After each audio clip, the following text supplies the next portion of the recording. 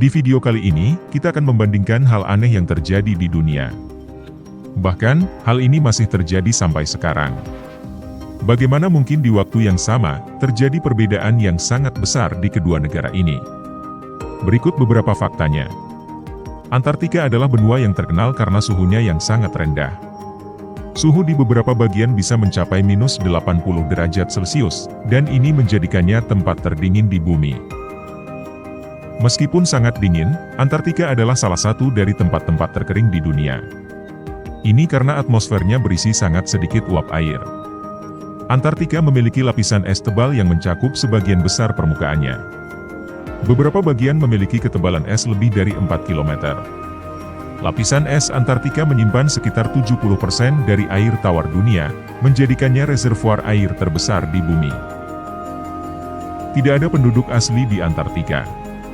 Manusia hanya mengunjungi sementara untuk tujuan penelitian ilmiah. Pada tahun 1959, terjadi perjanjian Antartika yang isinya adalah, Antartika hanya bisa digunakan untuk tujuan ilmiah damai. Kehidupan liar di Antartika sangat terbatas. Beberapa spesies tumbuhan lumut dan ganggang, serta beberapa jenis hewan laut seperti penguin, angsa laut, dan ikan, dapat ditemukan di sekitar pantai. Selama musim panas, Antartika mengalami midnight sun, di mana matahari tidak pernah terbenam selama beberapa bulan. Sebaliknya, selama musim dingin, terjadi polar night, di mana matahari tidak pernah terbit untuk beberapa bulan. Beberapa negara memiliki stasiun penelitian ilmiah di Antartika, seperti Stasiun McMurdo yang dioperasikan oleh Amerika Serikat, atau Stasiun Rodhera yang dioperasikan oleh Inggris.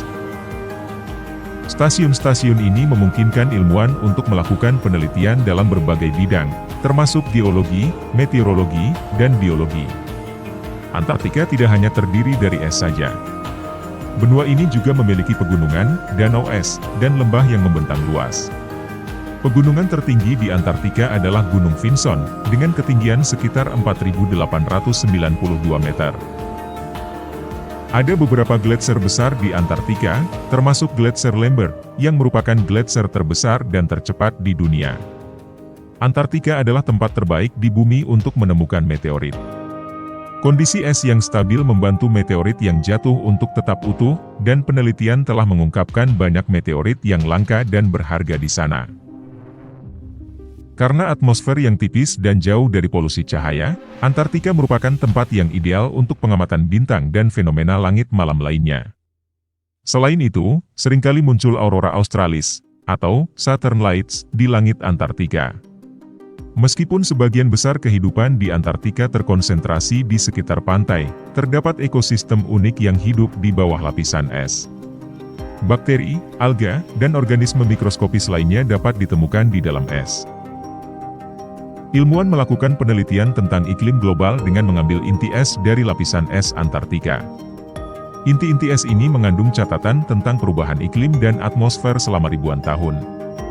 Antartika memiliki berbagai bentuk es yang unik, termasuk es kristal yang sangat besar yang dikenal sebagai dry valleys, di mana angin kencang mampu mengangkut butiran-butiran es besar. Meskipun tidak umum, beberapa fosil dinosaurus telah ditemukan di Antartika, menunjukkan bahwa wilayah ini dahulu memiliki iklim yang lebih hangat dan kondisi yang mendukung kehidupan dinosaurus. Antartika adalah benua yang sangat terisolasi secara geografis.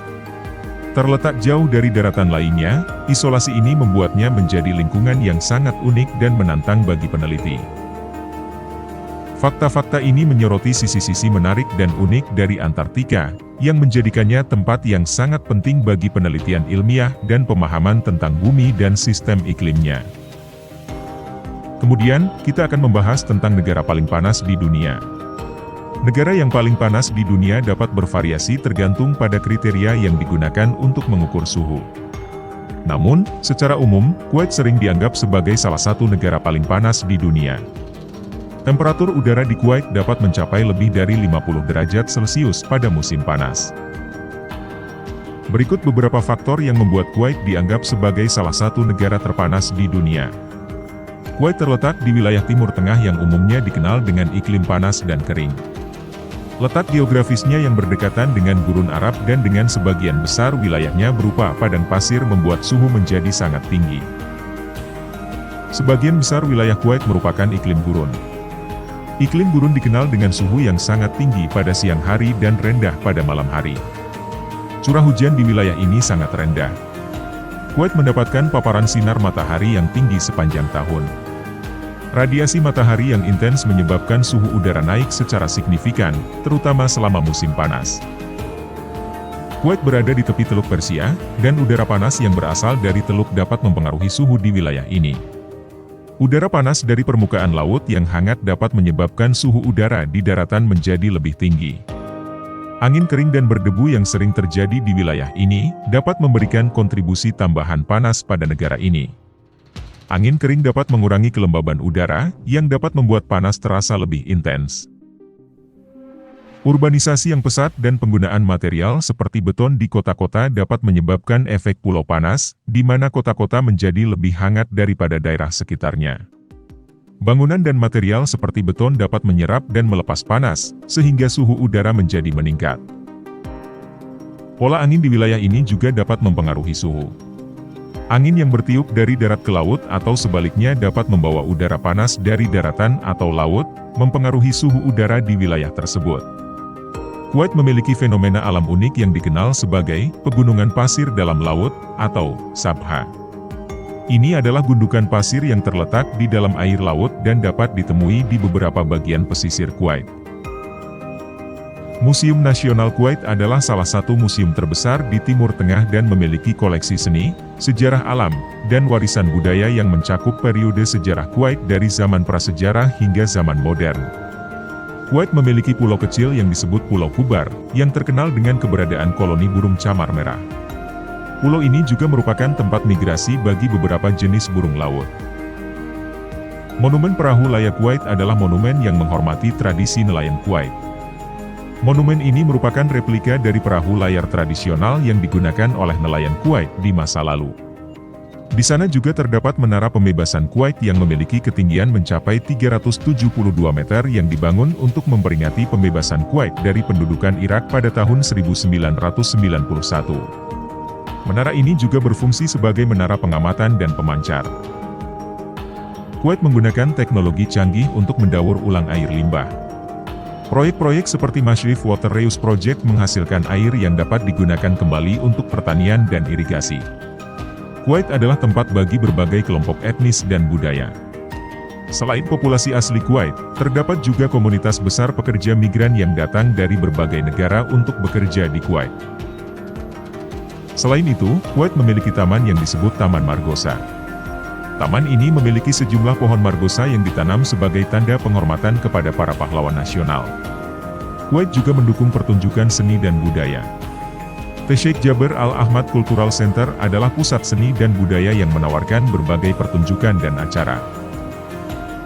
Di Kuwait, juga terdapat festival musim semi yang dikenal sebagai Hala Februar, dengan parade, konser, dan berbagai acara hiburan lainnya. Festival ini dirayakan untuk menyambut musim semi dan memperingati sejarah Kuwait. Fakta-fakta ini menunjukkan kepada kita bahwa ada banyak hal aneh dan unik yang terjadi di dunia ini yang bahkan kita tidak mengetahuinya.